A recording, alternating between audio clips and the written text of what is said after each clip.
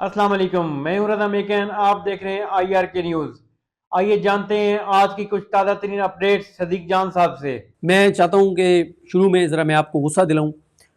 मैं आपसे माज़रत ख़्वाह हूँ, मुझे पता है आपको कितना गुस्सा आएगा और आपका कितना खून खौलेगा ये बयान सुन के, लेकिन आपको बताना ज़रूरी है कि हमारे हुक्मरानों में कितनी बेशर्मी और ढिठाई है और किस तरह से ये हक़ाइक़ से नावाकिफ़ हैं। शहबाज शरीफ साहब ने ट्वीट किया है कि अल्हम्दुलिल्लाह इस बजट को बहुत मेहनत और खलूस से तैयार किया गया है और पाकिस्तान की अजीम कौम की फलाह बहबूद की को अवलीन तरजीह दी गई है। ये हैं हालात और इसके ऊपर 748 रीपोस्ट हैं और 508 को ट्वीट हैं।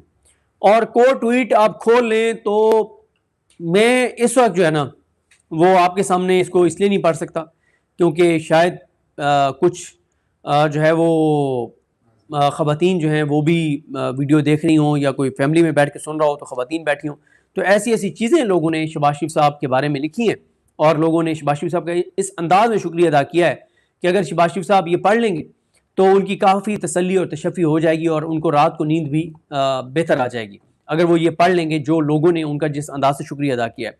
और इनकी हमारी हुकूमत की ना बेशर्मी, बेहयाई, ढिठाई और मैं क्या लफ्ज़ इस्तेमाल करूँ ये देखिए, ये आज के सारे अखबारों में इश्तिहार छपा हुआ है और इनकी बेशर्मी और इनकी ढटाई देखें कि शहबाज शरीफ ने कहा है कि मुआशी कारकर्दगी की कहानी हकाइक की ज़बानी पाकिस्तान की तरक्की के 25 नुमाया इशारे। ये एक तो इसमें कंपेयर किया गया है इस माली साल को 2023 के माली साल के साथ। अब आप अंदाज़ा लगाएं कि कुछ चीज़ों का 2023 से मुवाजना किया गया है, कुछ का 2025 से मुवाजना किया गया है।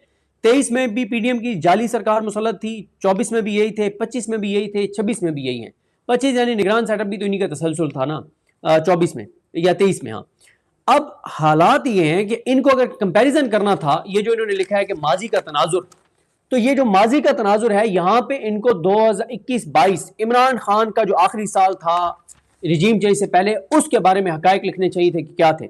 आज इन्होंने ये जितनी मौजूदा हुकूमत की कारकर्दगी का ये जो कॉलम है ना, इसमें ये जितनी भी चीजें लिखी हैं सिवाय रेमिटेंसेस के, रेमिटेंसेस और एक और चीज होगी जैसे मिसाल के तौर पे वो स्टॉक एक्सचेंज जाली तरीके से ऊपर ले जा रहे हैं, सिवाय तरसीलात ज़र रेमिटेंसेस के हर चीज 9 अप्रैल 2022 से पीछे है। हर चीज, हर पाकिस्तान का शोबा 9 अप्रैल 2022 से पीछे है, हर तबका पाकिस्तान का 9 अप्रैल 2022 से पीछे है।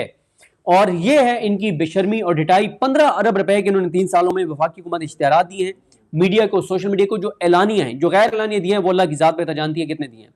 अच्छा, अब इस पे बहुत लोगों ने आज लिखा है और इस पे ऊपर अच्छा मजे की बात यह है कि एक्सप्रेस न्यूज, ये रिजवान जलील साहब ने ट्वीट भी किया हुआ है, एक्सप्रेस न्यूज ऊपर सुपर लीड लगा रहा है, GDP नमू कम, बरामदात ना बढ़ी, गुर्बत 28.9% तक पहुंच गई, इक्तसादी सर्वे।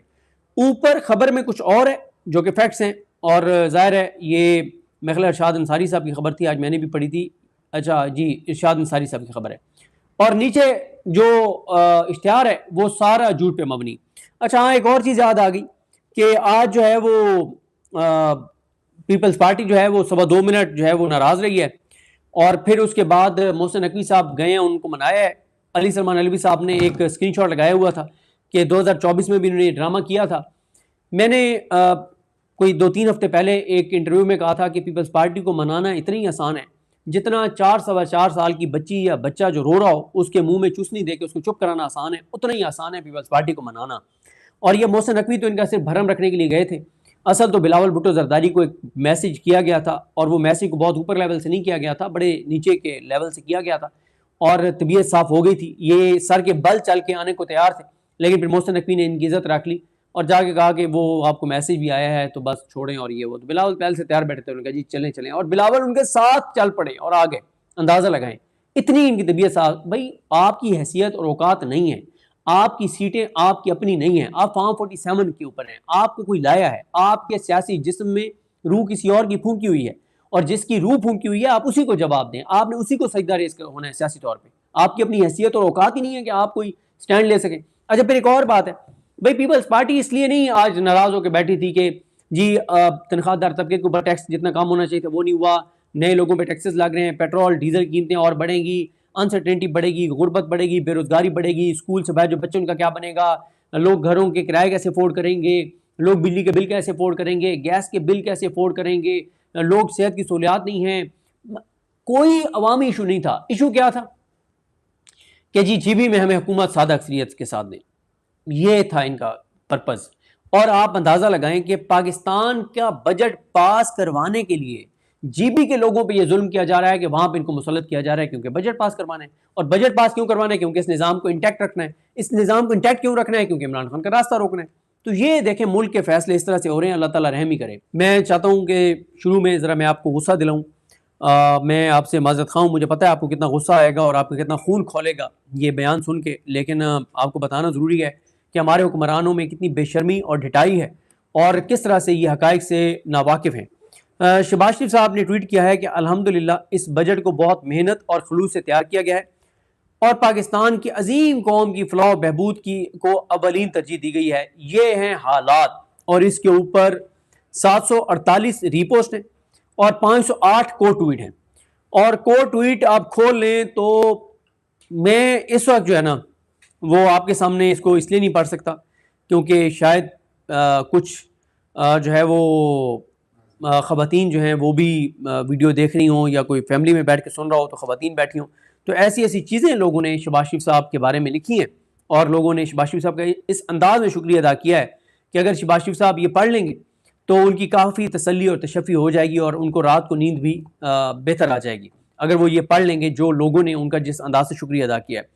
और इनकी हमारी हुकूमत की ना बेशर्मी, बेहयाई, ढिठाई और मैं क्या लफ्ज़ इस्तेमाल करूँ ये देखिए, ये आज के सारे अखबारों में इश्तिहार छपा हुआ है। और इनकी बेशर्मी और इनकी ढिठाई देखें कि शहबाज शरीफ ने कहा है जी मुआशी कारकर्दगी की कहानी हक़ाइक़ की ज़बानी, पाकिस्तान की तरक्की के 25 नुमायां इशारे। ये एक तो इसमें कंपेयर किया गया है इस माली साल को 2023 के माली साल के साथ।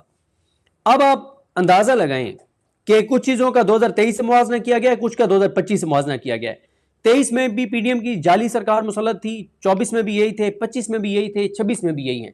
25 यानी निगरान सेटअप भी तो इन्हीं का तसलसल था ना 24 में या 23 में। हाँ, अब हालात ये हैं कि इनको अगर कंपैरिजन करना था, ये जो इन्होंने लिखा है कि माजी का तनाजुर, तो ये जो माजी का तनाजुर है यहाँ पे इनको 2021-22 इमरान खान का जो आखिरी साल था रिजीम चेंज से पहले, उसके बारे में हक़ाइक़ लिखने चाहिए थे कि क्या थे। आज इन्होंने ये जितनी मौजूदा हुकूमत की कारकर्दगी का ये जो कॉलम है ना, इसमें ये जितनी भी चीजें लिखी हैं सिवाय रेमिटेंसेस के, रेमिटेंसेस और एक और चीज होगी जैसे मिसाल के तौर पे वो स्टॉक एक्सचेंज जाली तरीके से ऊपर ले जा रहे हैं, सिवाय तरसीलात ज़र रेमिटेंसेस के हर चीज 9 अप्रैल 2022 से पीछे है। हर चीज, हर पाकिस्तान का शोबा 9 अप्रैल 2022 से पीछे है, हर तबका पाकिस्तान का 9 अप्रैल 2022 से पीछे है। और ये है इनकी बेशर्मी और ढिठाई। 15 अरब रुपए के इन्होंने 3 सालों में वफाकी हुकूमत इश्तिहारात दिए हैं मीडिया को, सोशल मीडिया को, जो एलानिया हैं, जो गैर एलानिया दिए हैं वो अल्लाह की जात बेहतर जानती है कितने दिए हैं। तो नाजरीन ये थी अहम अपडेट्स जो आपने जानी सदीक जान की ज़बानी। तो नाजरीन जुड़े रहिए मजीद अपडेट्स के लिए हमारे चैनल के साथ।